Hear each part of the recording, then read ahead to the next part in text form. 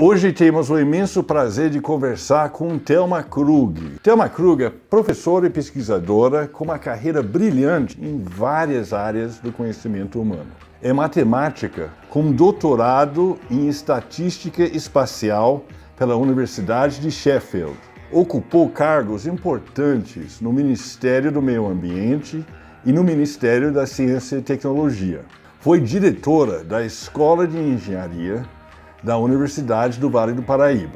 Em 1982, ingressou no Instituto Nacional de Pesquisas Espaciais, o famoso INPE, onde ficou até se aposentar no ano passado. Thelma, bem-vindo ao podcast Fervura no Clima. E quem está aqui comigo para me ajudar é o cartunista Caco Galhardo e a escritora Giovana, colunista de Fervura. E eu queria perguntar para a Thelma como ela descobriu o assunto de mudança climática e se isso dominou a vida dela, se a carreira dela foi definida sobretudo por esse tema. Eu vejo que os primórdios disso vêm mesmo da minha carreira dentro do INPE, né? Do Instituto Nacional de Pesquisas Espaciais, aqui em São José dos Campos. Fiquei 37 anos, né? Como pesquisadora titular do INPE, e durante essa minha carreira, que foi muito intensa, por algumas passagens em Brasília, mas dentro do INPE eu tinha sido, primeiro, chefe da divisão de sensoriamento remoto, que trabalha com as imagens de satélite, né? E o uso dessas imagens de satélite para observação de mudanças, principalmente na questão das florestas, e principalmente da floresta amazônica, o INPE já vinha fazendo isso há algum tempo já, né? E aí, essa questão de eu trabalhar com o desmatamento da Amazônia, ir para Brasília para apresentar os resultados para os ministros, né?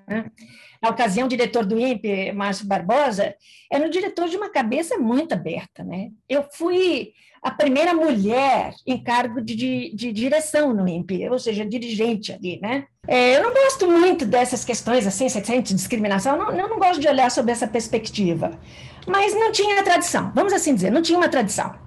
E eu acho que eu abri essa porta, né, a partir dessa visão do Márcio Barbosa, que falava, não foi a sua equipe que gerou esses dados, que a senhora acompanhou, então a senhora vai para Brasília, a senhora vai apresentar para os ministros, e eu vou ficar lá juntinho, se precisar eu dou uma ajuda, mas isso começou a dar uma certa visibilidade, né, da minha pessoa em Brasília também, né.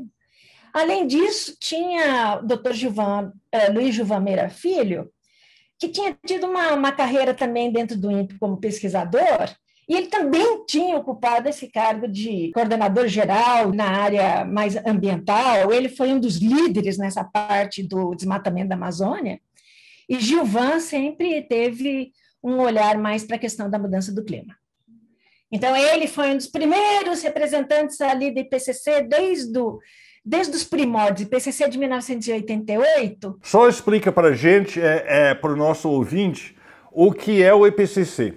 O IPCC é um painel de governos, né? O próprio nome já diz, é um painel intergovernamental sobre mudança do clima. O painel ele teve início em 1988, ou seja, ele está com 30 e poucos anos de idade, ele está na meia-idade, né? Maduríssimo, e o objetivo dele é justamente prover os governos, membros, que são 196, informações científicas baseadas na ciência. Ele não faz pesquisa por si só, mas os autores, que não são fixos, o IPCC tem um corpo fixo de 12 pessoas só, não é? Mas os autores que são convocados, através das nomeações que os países fazem de seus especialistas, né, para as áreas de conhecimento que ele precisa para um dado relatório. Então, é comum, num relatório pequeno do IPCC, você ter consulta a 6.000 artigos, como foi o caso de um relatório recente que falava do aquecimento global de 1,5 graus Celsius, né? São 6.000 artigos, onde, na verdade, não existe uma forma de você cortar e colar, como a gente fala, o cut and glue. É uma avaliação mesmo do conteúdo que está ali dentro desses artigos, as evidências que eles estão apresentando, se faz uma avaliação da concordância e da evidência que é demonstrada através desses artigos, né? Então, é isso que faz com que os relatórios do IPCC são relatórios de avaliação. Eles não são relatórios que o IPCC produz por seu próprio, enfim, com um corpo técnico fixo. Absolutamente não. Ele é variável, esse corpo de autores é variável, né? E aí, a cada 6 anos, o IPCC lança esses grandes relatórios de avaliação de 3 grupos de trabalho. Um que é a base física da mudança do clima, né? Trabalha muito com a parte de modelagem, estado da arte, onde estamos hoje, né? E para onde poderemos estar indo através de modelos muito robustos, né? E um outro grupo, que é um grupo muito legal, é o que tem mais interesse para os países, é o grupo que trabalha com a parte de adaptação, né? Adaptação, a vulnerabilidade, a mudança do clima, né? Quão vulnerável um país e buscando trazer isso para uma coisa mais regional e mais específica. Não digo que seja local, porque você não tem dados para isso e os modelos não conseguem fazer uma avaliação de vulnerabilidades mais locais. E a parte também de impactos, né? Então, os países focam muito neste relatório por conta de querer entender quais são os potenciais riscos de impactos com uma mudança do clima que você não sabe qual vai ser. Então, essa que é a beleza. Ele fala, olha, nós temos vários cenários. Para onde nós vamos, vai ser uma decisão global, ou seja, os governos vão ter que decidir em conjunto, porque não adianta um só fazer, temos que fazer esse esforço em conjunto. E, finalmente, um outro grupo de trabalho, que é o grupo de trabalho que foca na parte de mitigação, e por mitigação a gente entende aquelas atividades humanas que levariam, então, a uma redução nas emissões de gases de efeito estufa, ou uma maior remoção do CO2 da atmosfera, que é o caso de você pegar por exemplo, o caso mais simples é reflorestamento, né? Onde, através dele, você consegue tirar o CO2, mas não é a única forma, né? Então, esses 3, quando esses relatórios são colocados juntos, dá mais de 5.000 páginas, né? Dá um volume, assim, fantástico de informação, e que, na verdade, nutre os governos com informações científicas para que eles possam ir para o mundo político, que é o mundo da Convenção do Clima, né, da Convenção Quadro das Nações Unidas sobre Mudança do Clima, e ali fazer o melhor uso possível dessas informações para gerar decisões que todos os países têm que concordar por consenso. Os negacionistas do governo brasileiro, então, são pura teimosia, porque falta de embasamento científico para mostrar tudo o que está acontecendo. Pelo que eu estou vendo, não falta, né? O IPCC tem um vasto material aí para trazer para a gente. E eu preciso aproveitar para não perder o gancho. Eu não sabia que existe uma diferença entre do clima e climático. E eu quero saber, porque eu, inclusive, me autodenomino uma feminista climática. Então, eu preciso saber se eu estou falando base. Então, interessante, Giovana, porque, por exemplo, eu pergunto para os meus colegas do IPCC, porque lá você tem pessoas de todo mundo, né? Vocês fazem a diferenciação entre mudança do clima e mudanças climáticas? Não. A Argentina não faz, França não faz, tá? Agora, quando você vai na resolução da Assembleia Geral das Nações Unidas, que deu origem ao IPCC, ali ele fala, claro, mudança do clima e mudanças climáticas. O clima é uma média do tempo, mas em um longo período de tempo. Normalmente são 30 anos. Tá? Então, você não pode dizer que você está tendo uma mudança do clima quando você tem, por exemplo, um ano muito frio, um ano muito quente. Não, isso aí é o que a gente chamaria das mudanças climáticas, algo que está relacionado mais à meteorologia do que à climatologia, né? Então, a gente vê a diferença nesse aspecto, sabe?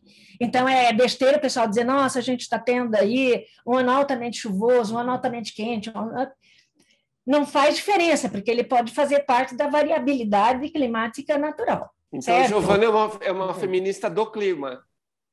Isso aí eu gosto mais. É engraçado, porque mesmo nas traduções que se faz, né, dos relatórios do IPCC, às vezes fica difícil você não colocar climático quando você quer dizer clima. Você fez uma pergunta, né?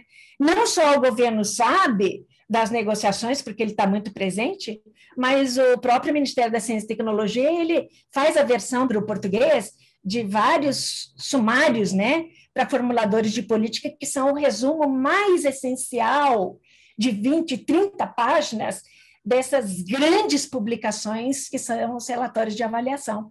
Então, porque eles sabem que os governos não vão ler, porque não dá, eles fazem esse sumário, com o objetivo de sinalizar ou singularizar os resultados mais significativos.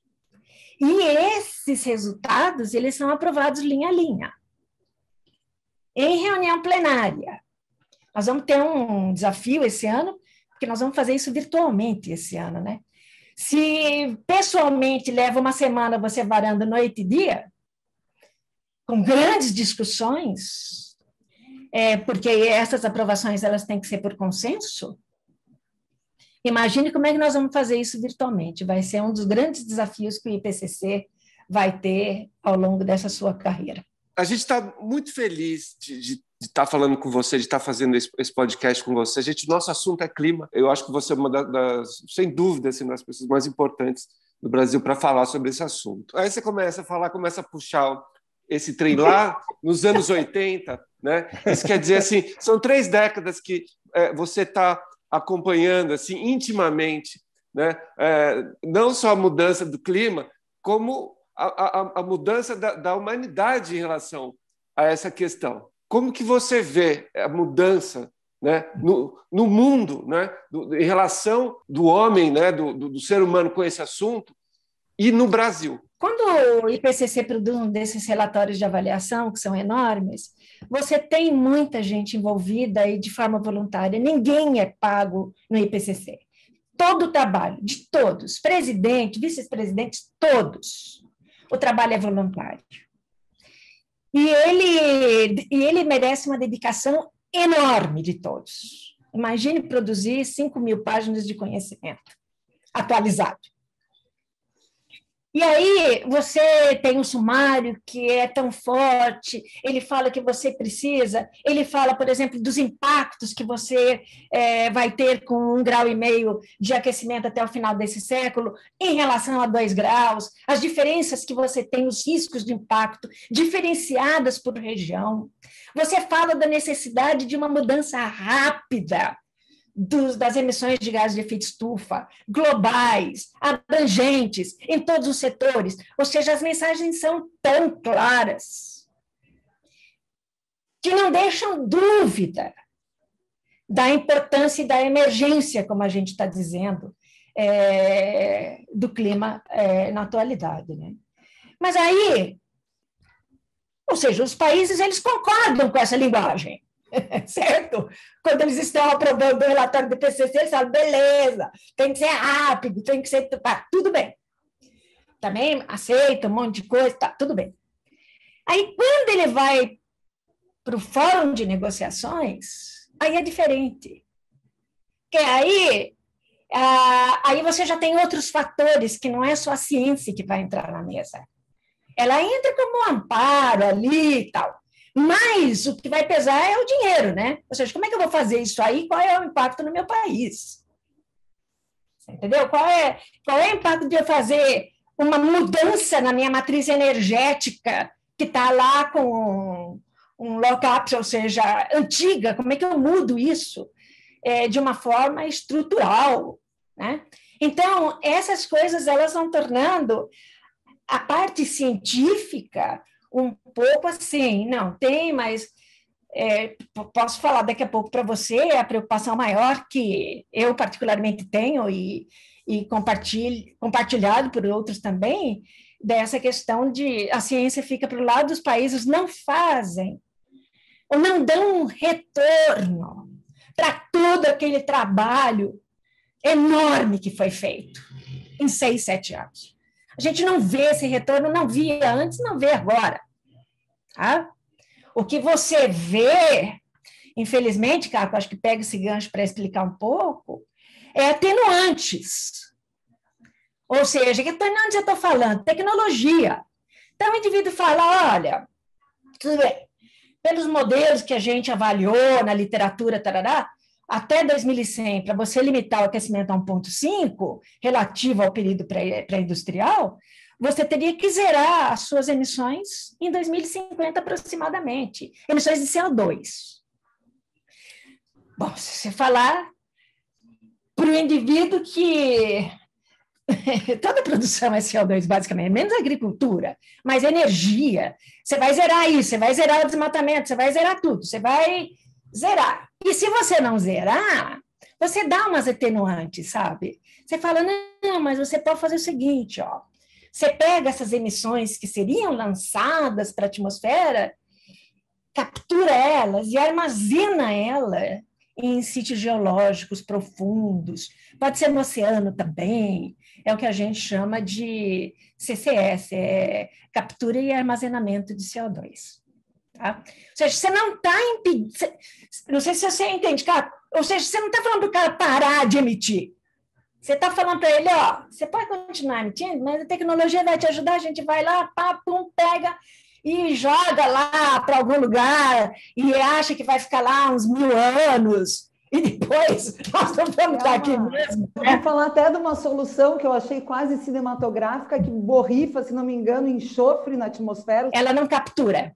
Várias outras métodos capturam, mas esse, ele reduz a temperatura. O princípio dele é bem interessante. Quanto mais gases de efeito estufa você tem, menos você impede a saída desta radiação.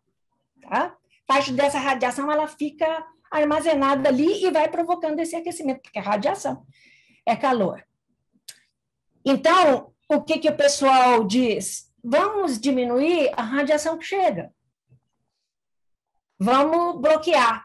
E qual é o princípio? O princípio é idêntico ao de uma erupção vulcânica. Quando você tem uma erupção vulcânica bem robusta mesmo, bem intensa, ela, todas aquelas partículas que vão para a atmosfera, na estratosfera, e você passa a ter essas partículas, não permitindo que parte dessa radiação passe. Ela bloqueia, ela bate ali, pum, sobe, né? Então, é uma coisa que o pessoal pensa, está nos relatórios do IPCC, como, vamos assim dizer, tecnologias que não estão provadas, não se sabe cientificamente ainda as implicações de você bloquear parte da radiação, mesmo que ela seja pequena, é uma pequena, sabe, é um pequeno bloqueio dessa radiação, chega a 1%, 1,5%, é pouco, mas já se estima que ela vai ter efeitos na precipitação. E pior é que este impacto ele não vai ser igual em todas as regiões. Ou seja, você acaba impactando os mais vulneráveis, os países mais pobres, acaba comprometendo a questão da agricultura. Então, por isso que hoje o linguajar do IPCC passa a trazer muito daquela linguagem de equidade, justiça, né? Climática, que se traduz muito melhor do que justiça do clima, né? E você traz uma linguagem do mundo da ciência social. Porque, na verdade, o impacto é diferenciado para as diferentes populações do mundo, né?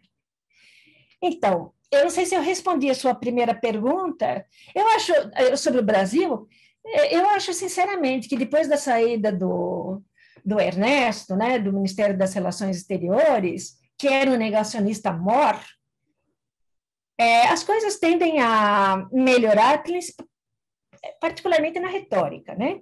Já ajuda. Mesmo que seja na retórica, ajuda, porque desmistifica um pouco aquela coisa de que o Brasil é um país totalmente atrasado, né? Uma vez o doutor Gilvão me falou uma coisa muito interessante, nós estávamos discutindo, Eu falei, nossa, Gilvan, eu estava no Ministério da Ciência e Tecnologia nessa época, ia mudar o ministro, iam trazer uma pessoa que não tinha uma relação muito grande com ciência nem tecnologia. Falei, nossa, Gilvan, puxa vida, né? Como é que fica assim, né? Ele falou, mas não se preocupe com isso, porque o que você tem que ver é o seguinte, a capacidade deste ministro estar bem assessorado e ter a capacidade de assimilar isso. Então, se ele é advogado, se ele não importa, ele tem que estar bem assessorado. Infelizmente, eu acho que existem lacunas importantes desse assessoramento, né? Nos ministérios, e particularmente para o presidente da República, é minha visão pessoal, e que, na verdade, às vezes coloca o país numa situação e numa posição um pouco desconfortável, a meu ver. Se eu tivesse hoje como negociadora do Brasil, ou representando o Brasil, eu acho que eu passaria por alguns constrangimentos. Em 2019, parece que o Brasil quase saiu do Acordo de Paris, certo? E eu fiquei sabendo que quem, inclusive, ajudou a manter o país no acordo foi o agronegócio preocupado com os acordos comerciais. Tá? Claro. Então, eu fico pensando, com esses milhões de páginas do IPCC, com todas as evidências, com já questões que a gente está podendo assistir que provam, né, que o aquecimento realmente é fato e acontece, e sendo tão claro que é do interesse do nosso país estar dentro do Acordo de Paris em todos os sentidos, quem tenta tirar o Brasil do Acordo de Paris e quem está contra, né, essa movimentação, o que estão ganhando com isso? Sabe, o que as pessoas, o que eles ganham? Na verdade, eu acho que naquela ocasião, 2019, o modelo que o Brasil estava copiando, infelizmente, não era o modelo mais correto, sabe? Era um modelo trumpista, né, negacionista, e, na verdade, ali a ideia surgiu de que os compromissos dos Estados Unidos, na verdade, colocavam aquele impacto econômico, que, na verdade, necessariamente não acontece. É que o pessoal tem uma visão de impacto econômico imediato, mas não vem todos os benefícios que você tem numa melhor qualidade do ar, numa melhor qualidade de vida, né? Oportunidades que você tem realmente com uma mudança, muitas vezes, da forma como você faz o processo produtivo, a forma como você gera a eletricidade, que poderia ser muito diferente, né? E trazendo benefícios outros.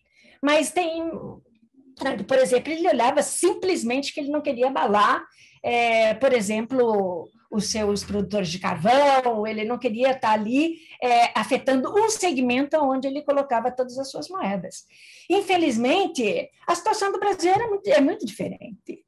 Ela é muito diferente. Os Estados Unidos falaram que não queriam ser parte do Acordo de Paris, também foi visto como algo que, enfim, vamos ter que conviver com isso e confiar que os estados vão fazer suficientemente para não ficar naquela coisa de só o governo federal, né, dando as regras do jogo.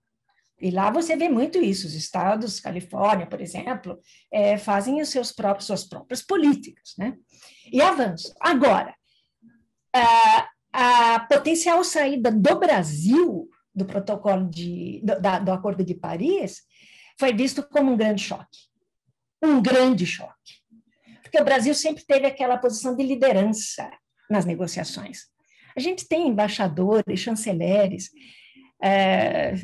pelo menos até quando eu pude acompanhar, 2015, e mesmo depois, assim, que eram vistos assim como exemplos fantásticos.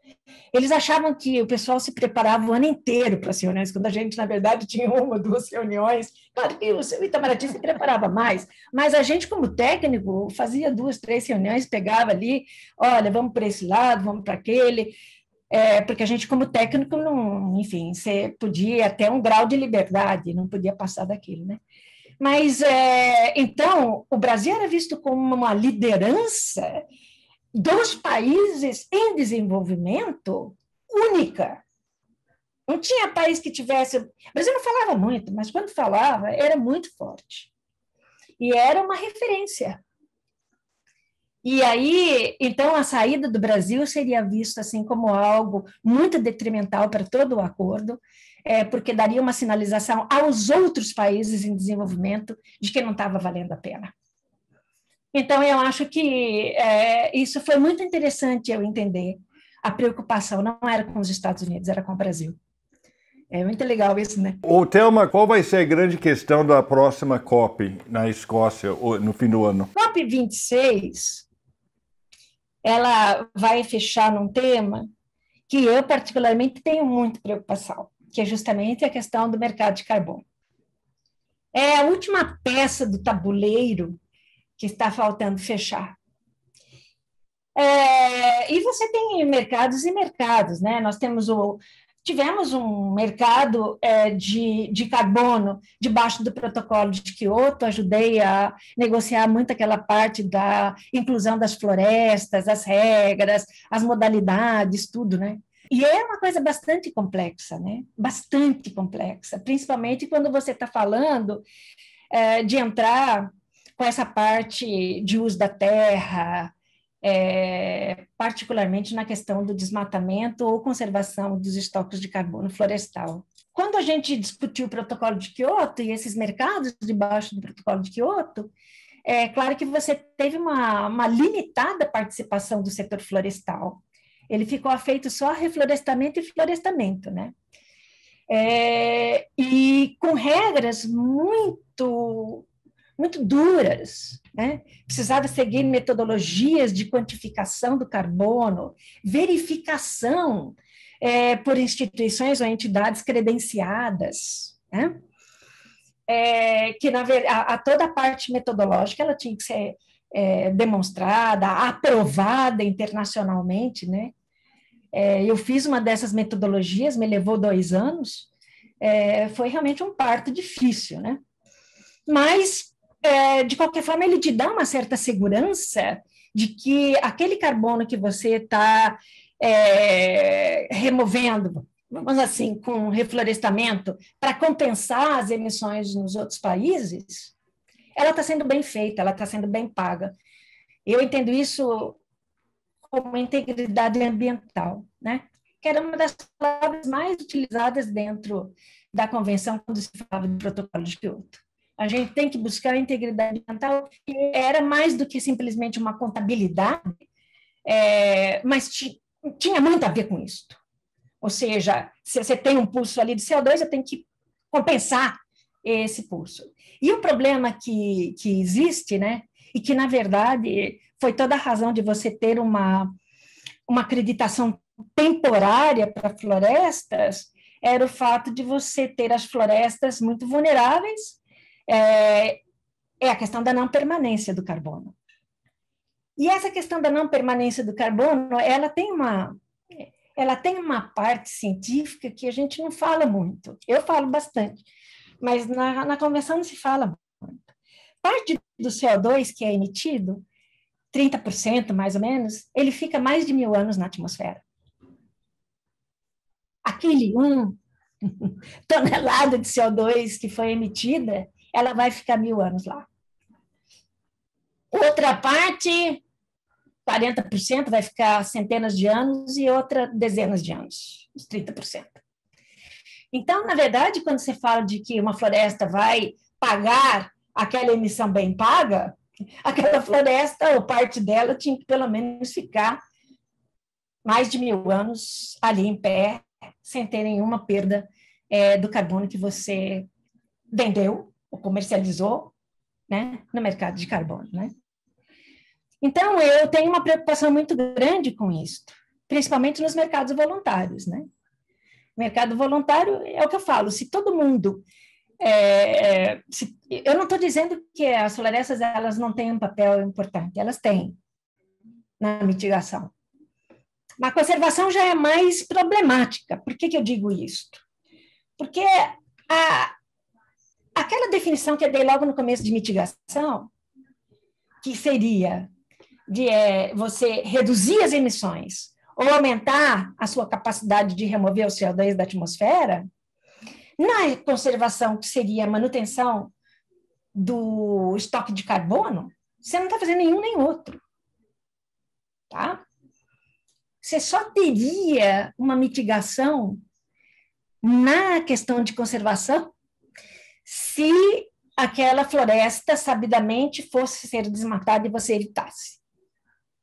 Tá? Então, você ia perder aquele carbono, mas eu vou comprar isso aí e você não desmata, não faz qualquer coisa, né? Mas isso também, você não tem uma bola de cristal para saber se aquilo seria ou não desmatado. Eu já ouvi do estado do Amazonas que o estado do Amazonas inteiro vai ser desmatado. Não se sabe quando, mas será desmatado. Então, a gente quer receber já.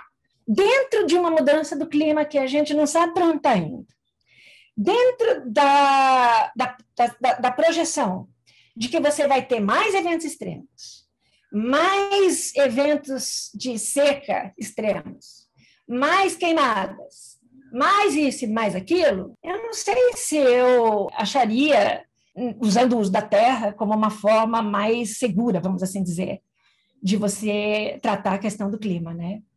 Eu penso muito nessa questão de segurança, e por isso que eu falei, no protocolo de Kyoto, essa acreditação era temporária. Em algum ponto no tempo, ela tinha que ser substituída por outra forma de compensação mais segura, que seria mais a parte de redução energética, tratamento de resíduos, que o Brasil fez muito, né? O Matheus sempre fala que o Brasil, em relação à mudança do clima, tem uma lição de casa, que é preservar as florestas. A gente tem o Senado agora tentando passar uma votação favorecendo os grileiros. Está vivendo um dos piores momentos em décadas, né? Que avaliação que você faz? Então, acho que a minha pergunta é a mesma do Caco. A primeira é como é que você vê isso e o quanto isso é crucial, né, para o Brasil, sendo que o desmatamento parece ser uma questão, pelo menos no nosso país, que tem uma importância central. E outra coisa que eu acho que você pode falar para a gente melhor do que ninguém é que algumas pessoas argumentam que o monitoramento via satélite, né, não pode ser muito confiável. Então, vamos falar disso, Thelma? Olha, a razão pela qual eu me aposentei do INPE depois de 37 anos, já tinha tempo suficiente, mas eu gostava muito do ambiente, foi o fato de ter havido um questionamento sobre os dados do monitoramento do INPE, né?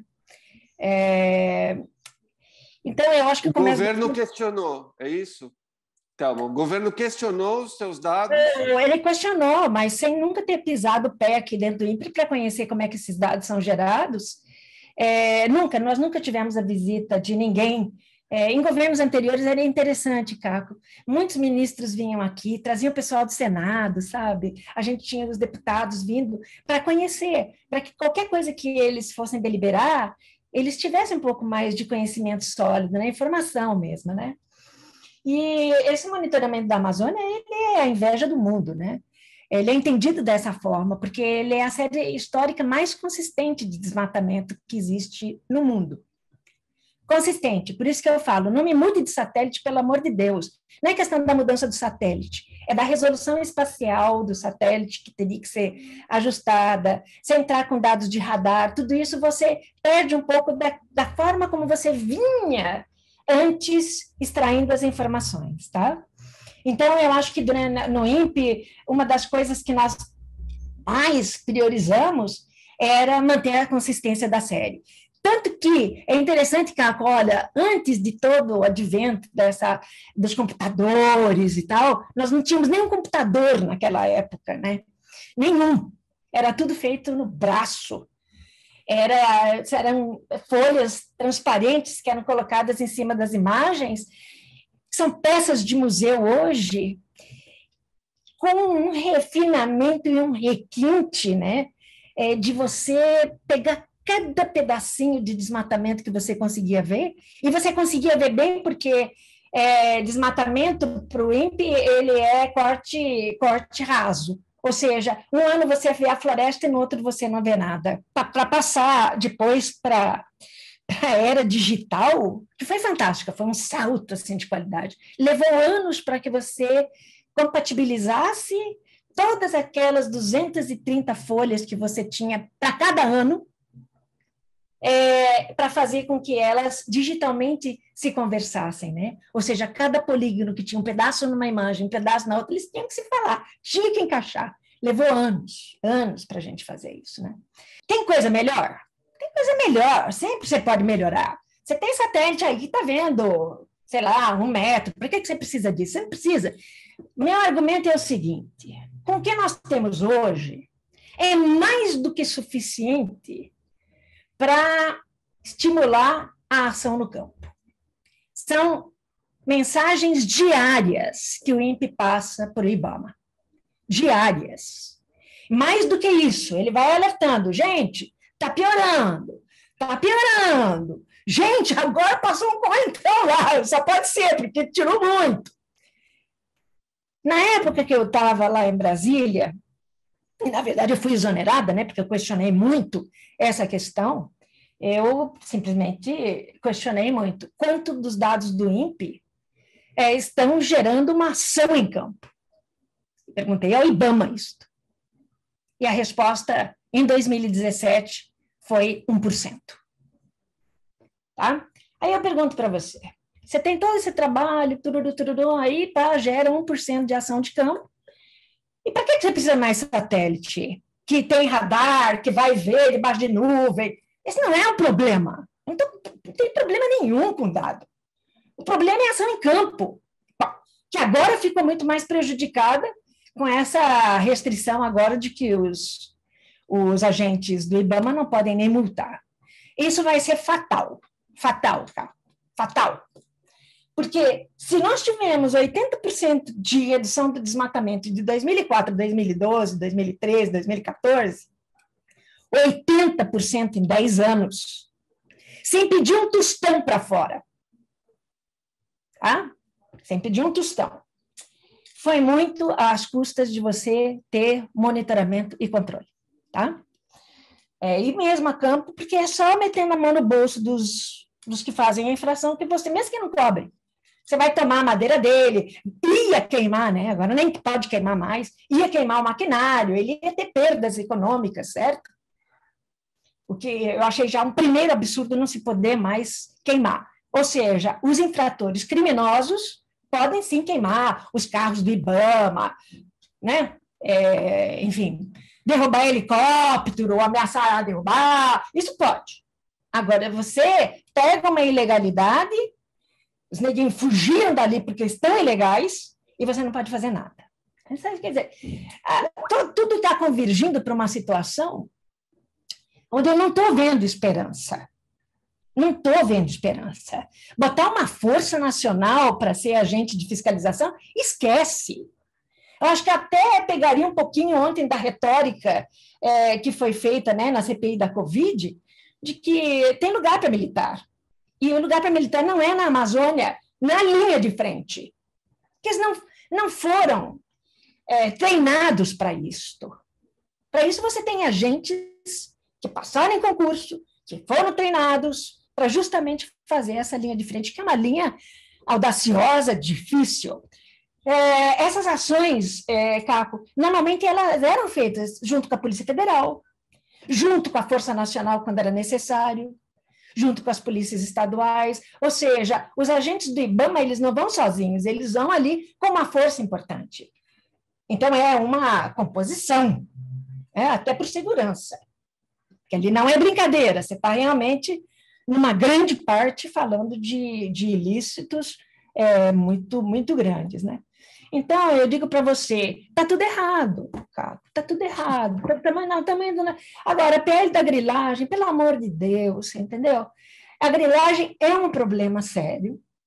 Essa questão da regularização fundiária, ela é um dos eixos, né, do PPCDAM, que foi justamente o Plano de Ação e Prevenção do Desmatamento, Plano de Ação para Prevenção e Controle do Desmatamento, desde 2004, né? Que foi criado a primeira fase, depois, quando eu saí do governo, eu entreguei a 4ª fase deste plano, né? Um plano compreensivo federal, mas com envolvimento de todas as instituições que teriam uma relação direta com o desmatamento, e também com o IBAMA, ICMBio, Ministério da Agricultura, enfim, você está ali fazendo realmente um plano para buscar realmente segurar. Esse plano ele tem esses 4 eixos, e o primeiro deles é a regularização fundiária, o segundo é esse monitoramento e controle, depois você tem um outro eixo que, na verdade, o fomento a atividades produtivas sustentáveis, que leva tempo. E, finalmente, um outro eixo que nós criamos nessa fase que eu estava em Brasília, que era um eixo para estímulos econômicos, né? Estímulos econômicos e fortalecimento normativo, né? Poderia existir pagamento de serviços ambientais, por exemplo, que pudesse ajudar a preservar, mas essas coisas estão rolando há anos, né? E muitas vezes não são assim tão rápidas como seria uma ação de monitoramento e controle rígido. Vai em cima, pá, você vai ver se o desmatamento cai, e cai rápido. Então, essa grilagem, se ela passar, ela daria assim, um estímulo para os ilícitos, né? Hoje, o que é mais importante, você ser a cientista do clima ou a guerreira do clima? A heroína lá, eu diria que é heroína, com carro, com as Não, fotos. é guerreira, né? O trabalho A gente, no final, está numa guerra também, né? A gente está... E sabe o que eu acho, Capo? E me deixa muito entristecida? É que os governos, eles não estão olhando para as oportunidades. Eles estão olhando para os pontos negativos. E de muito curto prazo, né, Thelma? Porque a gente vê alguns estudos como o Green New Deal que mostram até que um bom investimento a gente pode criar toda uma economia verde, produtiva, rentável. Quer dizer, se olhar poucos anos para frente, a gente já pode ver essa mudança de uma maneira muito positiva. Então, por isso que eu acho também que hoje existe muita intenção do setor privado de dar uma força, sabe? A gente não está aproveitando isso. Por isso que eu digo, dinheiro para o Brasil não vem. Não vem. Poderia estar vindo, como vinha do Fundo Amazônia. O Fundo da Amazônia está com 3 bilhões lá. Você entendeu? O Fundo Amazônia ajudou muito em épocas excepcionais, 2016, mais precisamente, quando o governo estava bem atolado mesmo na questão das contas, ele ajudou a colocar o IBAMA como infraestrutura para monitoramento muito mais forte, ele ajudou enormemente. Excepcionalmente, isso foi colocado pelos governos, porque, na verdade, eles buscam, eles entendem que há um dever de Estado, né? Eles fazem um pouco de separação, ou seja, o nosso compromisso, né, financeiro seria mais para ajudar você a poder fazer isso, mas de formas que, por exemplo, os povos indígenas não teriam tanta chance de poder fazer, por exemplo, projetos ou melhorias que levassem a uma redução de emissões ou qualquer coisa desse gênero, né?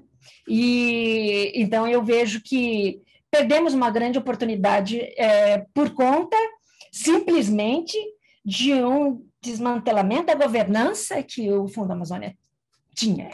Thelma, eu posso pedir um favor? Você pode contar um pouco essa história para a gente? Como foi criado e o que aconteceu? Por que a gente está desprezando 3 bilhões e meio de reais que estão lá? Em 2005, no âmbito da Convenção do Clima, né, nas negociações lá dos 195 governos, na verdade, houve uma proposta de Papua Nova Guiné, Costa Rica, alguns países que queriam inserir a parte florestal, tá? Ou seja, ter alguma coisa na agenda da convenção que permitisse reconhecer o papel de florestas dentro do conjunto de ações que são decididas debaixo da convenção. Florestas e oceanos nunca tiveram um papel preponderante. Oceanos continuam não tendo, mas florestas passaram a ter a partir de 2005. Então, naquela ocasião, se falou de você ter incentivos positivos para a redução de emissões por desmatamento, redução de emissões por degradação florestal, para manejo sustentável de florestas, para você melhorar a quantidade de carbono, que seria através de reflorestamento, que eu já falei, e incluindo a parte também de manutenção de estoque de carbono florestal, né? Que seria a parte de conservação. Naquela época, não se entendia que isso fosse entrar dentro de um mercado, tá? Ou se entrasse, e isso está para ser visto na COP26, ele entre, não com todas as atividades, mas diferentes, com diferenças nas formas como você poderá entrar com alguma dessas 5 atividades, né? Só que, entendendo que todo o processo da convenção ele é muito longo, leva anos, levou 10 anos para você regulamentar como é que este elemento da agenda estava pronto para ir para, por exemplo, submissões de países para dizer que eles reduziram as suas emissões, né? Pode ser numa só delas, pode ser em todas, e colocar isso num portal, vamos assim dizer, na convenção, dizendo que tal país tem uma linha de referência de emissões num determinado período, e a partir daí ele está demonstrando que ele está reduzindo. E aí, a cada ano, essa redução ia lá para o portal. Né? É o que hoje o Salles quer receber, os 7,8 milhões de toneladas de CO2, que valem 133 milhões de dólares, vem do cálculo do que está neste portal na convenção. Do que vocês economizaram. É o que nós reduzimos ao longo de todo esse tempo. Né? Então, é pagamento por resultados de redução. Ninguém paga antecipado. É o que a gente fez. É o que vocês fizeram, né? Agora o governo está reconhecendo isso. Ele quer receber pelo que nós fizemos. Tá bom. Beleza. Já é um ponto positivo, né? Mas aí, você vê, porque leva muito tempo, o Brasil falou, a gente não pode ficar esperando isso. Vamos... E não fui eu que bolei, não. Aí veio de outras cabeças ali, já está na Ministério da Marina Silva, umas cabeças boas, né? Tasso. E aí, Tasso Azevedo, Tasso Azevedo foi colega, a gente brigava muito. Nossa, a gente brigava. Aí a ministra falava, pelo amor de Deus, você se resolve. Aí a gente saía abraçada, ela ficava feliz. Mas então, naquela época que surgiu o Fundo Amazônia. Agora, o Fundo Amazônia foi assim, um lance de mestre. Por quê? Porque o dinheiro não vinha para o caixa do governo. O dinheiro ia lá para o BNDES, que teve que se dobrar em 1.000 para se estruturar, para administrar um dinheiro que não era muito grande, para banco, né? Não é nada. Mas ele teve que montar uma equipe extremamente sólida que ajudasse a administrar este dinheiro, inclusive na forma como ele seria distribuído, como é que ele seria controlado, verificado, né? E para isso, nessas decisões, a gente tinha vários conselhos, né, que formam a governança, né, do Fundo Amazônia, e que tinha ali a sociedade civil, os estados amazônicos, o federal, a academia, ou seja, era uma governança muito inclusiva, né? E que permitia com que você até identificasse, olha, vamos pensar, né, em poder prover financiamento, né, para esse tipo de atividade, todas tendo que levar a uma redução do desmatamento. E 20% dele ele pode ser aplicado para o Cerrado e para os países também. Usamos isso aqui nos países da região, para o sistema de monitoramento de florestas que o INPE passou, né? Então, a história é mais ou menos essa, quer dizer, o fundo funcionou muito bem. Você mostrava, comprovava, não tinha interferência nenhuma, nem de Noruega, nem de Alemanha, que são os maiores doadores, né? Nunca interferiram. Eles ficavam de ouvintes ali e não podiam ter nenhuma interferência nas políticas do Brasil. Toda a redução do desmatamento, ela era validada por um corpo científico, o Carlos Nobre fazia parte dele, né? A gente atestava a redução do desmatamento, isso era suficiente para a Noruega, e daí fazia uma continha simples, quanto que vocês removeram, quanto que vocês reduziram em relação àquela referência que eles aprovaram também, foi aprovado, e aí pagava $5 por tonelada de CO2, né? E pagava assim, tranquilamente, né? Agora, no desmonte da governança do fundo, é claro que a Noruega, ela se sentiu muito... Ela tem que dar satisfação para a sua sociedade. A sociedade civil, para eles, é muito importante. A hora que você desmonta aquela governança, tirando a representação da sociedade civil e tirando outras representações, não tem jeito. Só para esclarecer, foi o que o governo Bolsonaro fez, certo? Que desmontou a governança. O conselho. Os conselhos, tinham vários. E tentou voltar, mas enquanto isso não for acertado, não existe a mínima chance de nós recuperarmos aqueles 3 bilhões que estão parados. Não é por falta absoluta de boa vontade, porque a Noruega já poderia ter saído do Brasil em termos de contribuição, falou, acabou, estou saindo fora, não quero mais saber. A Alemanha, idem. Eles estão firmes, querendo ajudar o Brasil. Eu sei disso porque tenho, né, as minhas fontes ali, extremamente sérios e comprometidos. Mas, é claro, dentro de limites que na minha opinião, são altamente defensáveis. A Alemanha está fazendo todo esse esforço, é uma grande emissora também por causa do carvão, não? Isso vem até para dar uma aliviada na situação deles, eles não conseguem fazer essa mudança da matriz energética? Eu acho que, eventualmente, vão fazer, né? Eu acho que não tem jeito de não fazer. É que esses processos, principalmente relacionados à geração de eletricidade, eles são muito lentos e são muito custosos. Isso é uma realidade. Isso vai custar muito, não só dinheiro, como tempo também, né? Para que você possa ter um portfólio de energias renováveis, que o Brasil teria mais plena, né? Eu acho errado você falar, vamos lá, hidrelétricas e tal. Eu acho que a gente tem a maior capacidade de ter eólica, solar, e explorar isso para que você não fique na dependência de uma ou outra, né, fonte de energia. Então, eles têm condições muito piores do que as nossas, porque eles não têm essa capacidade solar, tem até a questão da eólica, pode gerar bastante, mas não é um caminho muito rápido, sabe, Giovana? Mas todos estão comprometidos. Eu acho que a Europa como um todo, como um bloco, ela realmente vai estar comprometida. Esta questão do Biden ter feito a cúpula foi muito importante. Foi muito importante. Porque agora, a gente sempre falava isso, sabe, no IPCC, perdeu-se a liderança, não tem mais liderança climática, né?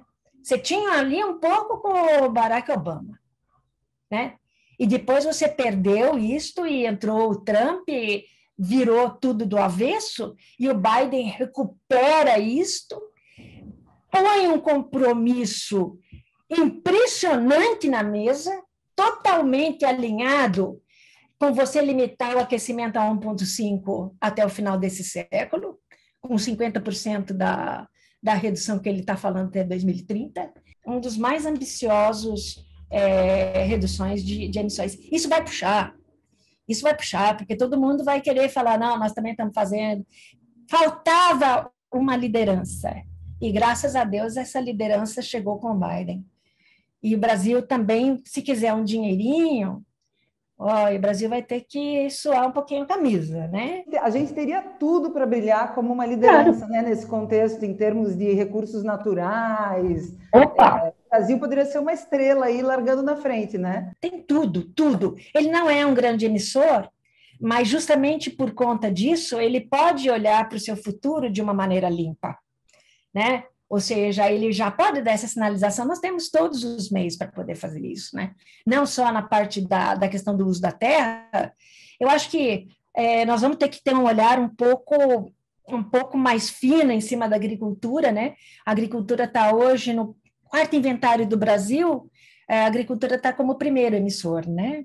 Ou seja, aquele que está contribuindo com 33% das emissões totais do Brasil em 2016, né? Isso é boi, Thelma? Parte é boi, e esta é uma questão, sabe, Matthew, que é complicada, sabe? Porque a gente sempre falava assim, né? Boi solto tem problema aí com as emissões, mas boi preso tem o boi louco, né?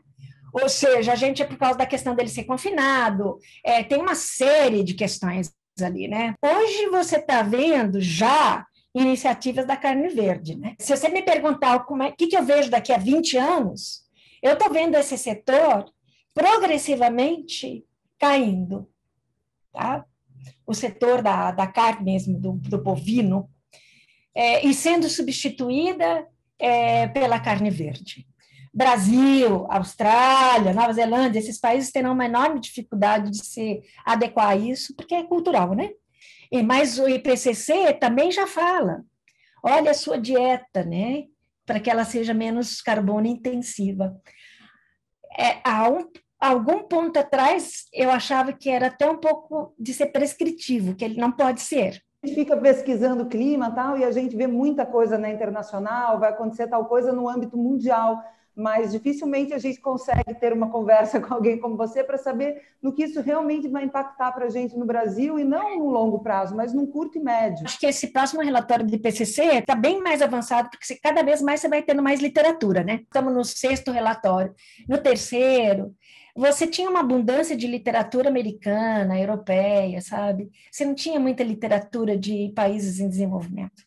Quando você está fazendo uma avaliação da literatura global, você pode ter um bias, né? Você pode ter um viés quando você não está tendo aquela contrapartida das publicações que são mais locais. O Brasil publica bastante, né? Nós temos excelentes publicações, né? Mas a maior parte dos países africanos, né, que vão sofrer enormemente com a mudança do clima, você tem muito pouco conhecimento. E quando você não tem dado de entrada, você também não tem dado para saída nos modelos e tudo mais, né? Então, fica bastante difícil. Mas está melhorando, e eu acho que esse próximo relatório já vai trazer um pouco desta particularidade maior, principalmente na Amazônia.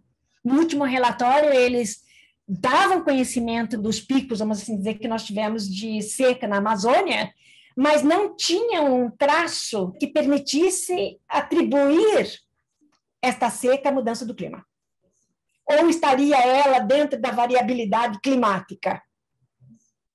Esse é o maior desafio que o IPCC tem. O maior. Em algumas regiões, ele já está conseguindo fazer isso para algumas coisas. Outras, nem tanto. É sempre um desafio. Resta uma esperança. Será que depois de 2022... Ah, nossa, por que essa data veio na minha cabeça? Desculpe. Foi só uma coisa. Foi por acaso, nossa... Ah, já sei! É porque os relatórios do IPCC estarão saindo em 2023. Eita, beleza! Com um monte de ciência nova, sabe? Assim, aquele novo apelo científico. Então, 2022 será uma data realmente assim importante sob o ponto de vista científico. Ô, Thelma, você quer contar mais uma história antes de encerrar? Quando eu falei daquele incentivo positivo que entrou na convenção em 2005, houve momentos de impasse, porque as primeiras atividades que entraram foram desmatamento e degradação. Mas aí alguns países foram se sentindo fora, falando, nossa, o Brasil vai levar todo o dinheiro, se tiver, né? Porque nunca teve muito dinheiro ali. Mas, e aí começou a surgir, né? A Índia falou, não, eu não desmato, eu tenho conservação de florestas, né? E eu falava, conservação, mas não vai entrar nunca, né? Porque esse era, vamos assim dizer, a posição do Brasil naquela ocasião, para a gente tomar um pouco de cuidado, pelos motivos que eu já expliquei. Aí o Japão fala, não, eu quero entrar com manejo sustentável de florestas, aí começou e deu origem a todas essas atividades 5 florestais que eu falei. Mas dentro dessa briga Brasil e Índia, eu e um outro colega meu técnico indiano, florestal, e eu falando, não vai entrar, mas nem a pau. E ele falava, vai entrar e não vai entrar, vai entrar, não vai entrar.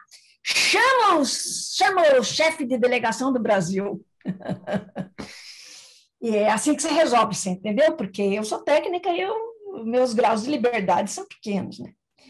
E aí vem lá o chefe da delegação do Brasil, era o embaixador Everton, não é Everton Lucero, eu não me recordo do último nome dele. Daí vem o embaixador Everton e fala, doutora Thelma, sim, senhor, embaixador. Ó, o negócio é o seguinte, nós vamos precisar resolver esse negócio aí.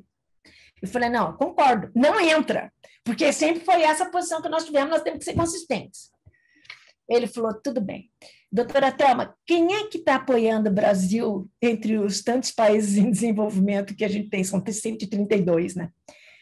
Quem está apoiando o Brasil nisso, de não entrar? Eu falei, Tuvalu. Ele falou, esquece! É só Tuvalu! Doutora Thelma, a senhora se vire, vai encontrar a solução. Eu não quero nem saber. Levantou, saiu, e eu falei, meu Deus do céu. E olha, ficamos dias, né, tentando dar uma solução, e ficou uma solução esquisitíssima, porque saía assim, incentivos positivos para desmatamento, degradação, ponto e vírgula, ponto e vírgula. E aí o papel da conservação, então saiu uma coisa meio diferenciada, mas aí ao longo do tempo aquilo foi se misturando e ficou tudo debaixo do mesmo pacote. Essa foi uma situação constrangedora, né? Difícil, porque eu trabalhava dentro daquela posição hermética do Brasil e de repente fala, vire-se, você vai ter que encontrar uma solução que acomode o Brasil e acomode a Índia. Ninguém sai perdendo, né, nessa situação. Então, essas são as coisas assim que passam, né, que acabam marcando a gente de uma certa forma pela saia justa que a gente, de negociação que a gente tem que passar para atender o Brasil e, como o embaixador falou, tem que também atender o nosso querido amigo, colega, certo? País que é amigo Índia, né? E assim vai, né? Essas são vamos dizer, os desafios que a gente tem que encontrar nas negociações. Thelma, olha, eu quero agradecer muito o seu tempo. Eu sei que você está muito ocupada. Muito obrigado pela atenção, pelo conhecimento. Foi um imenso prazer e agradeço muito, viu? Nossa, eu que agradeço o convite de vocês. É um prazer enorme conversar com vocês. Estamos sempre à disposição, tá? Obrigado. Muito obrigado. Quero agradecer Giovana Colunista de Fervura, também no cartunista Caco Galhardo. Acompanhe Fervura nas redes sociais e também no nosso site